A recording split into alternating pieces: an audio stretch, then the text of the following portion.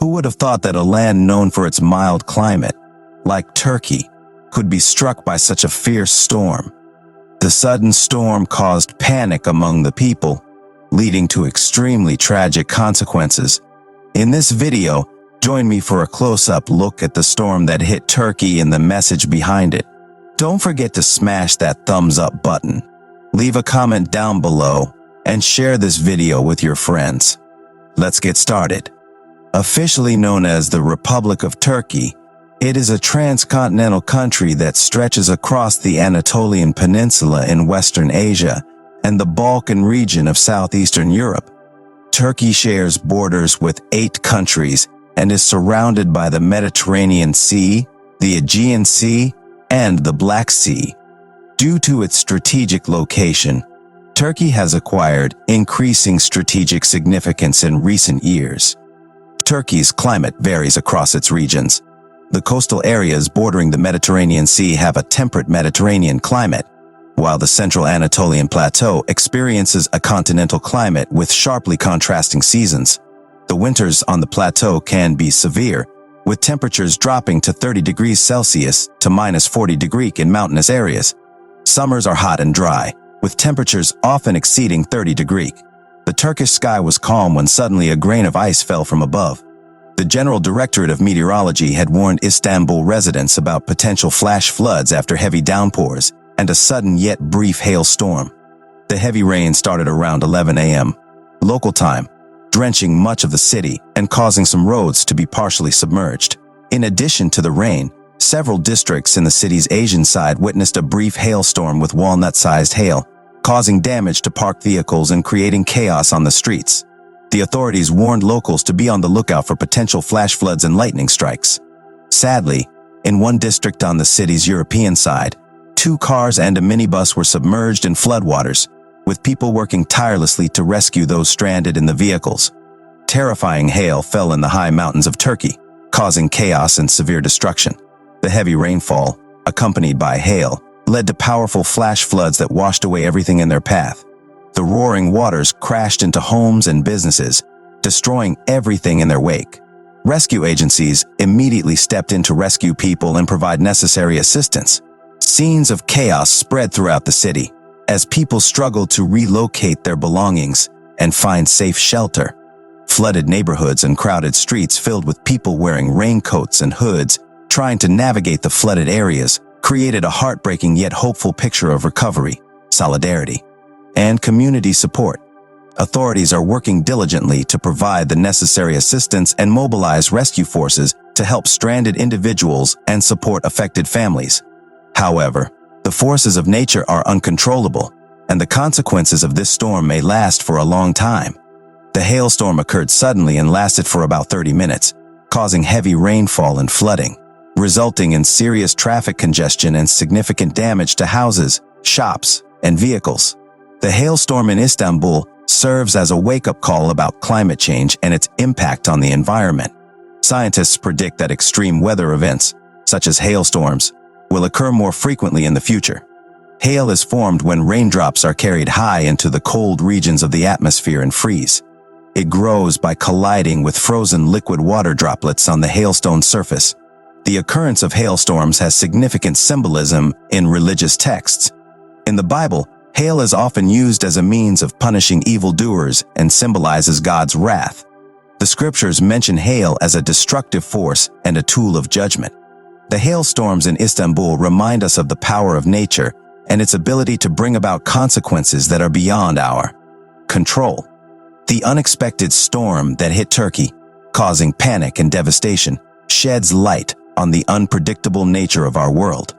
It serves as a reminder of the urgent need to address climate change and its potential consequences. The resilience and unity displayed by the people of Istanbul in the face of this disaster is commendable. Let us take this event as an opportunity to reflect on our actions and work towards building a more sustainable future. Thank you for watching this video, and don't forget to stay safe and prepared for whatever challenges lie ahead. The word hail originated from Old English and was primarily used as an adjective with the verb to be, carrying the meaning of being in good health or sound. For instance, The phrase "Hail be you" is used to greet someone with good wishes.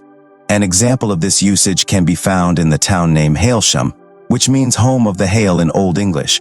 In the Bible, the word hail appears in various contexts. In Matthew 26:49, 27, 29, and 28:9, it is mentioned in relation to the events surrounding Jesus' crucifixion. In Mark 15:18, Luke 1:28, and John 19, it is used to describe the mocking of Jesus by soldiers. However, it is important to note that the discussion of hail in the provided text quickly transitions to a broader theological theme of judgment and salvation. The author emphasizes the importance of understanding God's nature and how he reveals himself through signs, wonders, and judgment. While many people appreciate hearing about God's salvation, they may be less inclined to confront his judgment. The text encourages readers to rely on God's word and the guidance of his Holy Spirit, rather than relying on their own imaginations or perceptions of him. The author references Isaiah 65 as an example of God describing his judgment and salvation. Isaiah 65, believed to be recorded by Isaiah through the inspiration of the Holy Spirit, highlights God's revelation to those who did not seek him and his willingness to extend his hand to rebellious people. Despite their continuous defiance, God patiently reaches out to them, but they persist in ignoring his instructions and truth. This pattern of disobedience and rejection is seen throughout history, including in the New Testament. The text draws a connection between the Old Testament and the New Testament, emphasizing that God's character remains consistent. However, the way people come to know him has changed through the work of his Holy Spirit. The author refers to the question posed to Jesus in Luke 13:24 about the number of people who will be saved. Jesus responds by urging people to enter through the narrow door and make every effort to do so. The author highlights three judgments recorded in Isaiah 65 concerning the Israelites, God's chosen people. These judgments reflect the Israelites' stubbornness, resistance, and failure to heed God's teachings and warnings. Despite God's efforts to guide them, they continue to pursue their own imaginations and provoke him. The author notes that these judgments are not limited to the Israelites of the past, but also apply to those who reject God's truth and his Holy Spirit today. The discussion shifts to the concept of worship and the importance of using one's imagination to know and worship God. The author argues that imagination should be employed to create useful things and glorify God, rather than for selfish purposes. Furthermore, imagination should not be used to add or subtract from God's word to fit personal preferences or lifestyles. The text underscores the significance of worshiping God in spirit and truth, as Jesus teaches in John 4. Jesus emphasizes that true worshipers will worship the Father in spirit and truth, regardless of the physical location or traditions. The author suggests that God's holy mountain refers to those who worship his truth and his Holy Spirit wherever they are. The text concludes by admonishing readers not to give up on God and to listen to his Spirit and follow his truth. It encourages individuals to forsake worldly ways and embrace the new covenant and the transformation brought about by the Holy Spirit. Mixing worldly wisdom with God's wisdom is discouraged, as is the pursuit of material possessions to showcase one's luck or fortune. In summary, the provided text explores the origins of the word hail and its usage in Old English. It then delves into theological themes of judgment, salvation, worship, and the importance of relying on God's Holy Spirit for guidance. The text draws connections between the Old and New Testaments and emphasizes the need to faithfully follow God's word, using one's imagination for his purposes and glory. In this comprehensive exploration, we delve into the profound concepts of God's judgment and salvation. These topics often evoke fear and uncertainty, but by examining them through the lens of God's love and grace, we can uncover a deeper understanding and find peace in our faith. Join us on this journey as we unravel the layers of meaning behind these essential aspects of our spiritual lives. To comprehend God's judgment, we must first address the common misconceptions surrounding it. Many perceive divine judgment as a harsh and punitive act, conjuring images of condemnation and destruction. However, a closer examination reveals a more nuanced perspective. Fear is a universal human reaction to the idea of divine judgment. The recognition of God's holiness and our inherent sinfulness naturally elicits apprehension. Scriptures affirm God's holiness, Isaiah 6, 1 Peter 1:15-16, and portray him as a consuming fire, Isaiah 30. As sinners, we understand our inability to stand before the awesome judge of the universe, Romans 3:23, Hebrews 12:25. The negative connotations associated with judgment derive from a flawed understanding. When judgment is equated solely with condemnation, punishment, and destruction, it hampers our ability to experience the joy and assurance of salvation. Reconciling the concepts of redemption and judgment becomes a challenge, leaving believers in a state of spiritual ambiguity. The biblical authors viewed divine judgment as something to be desired and anticipated. They recognized its pivotal role within God's plan of salvation.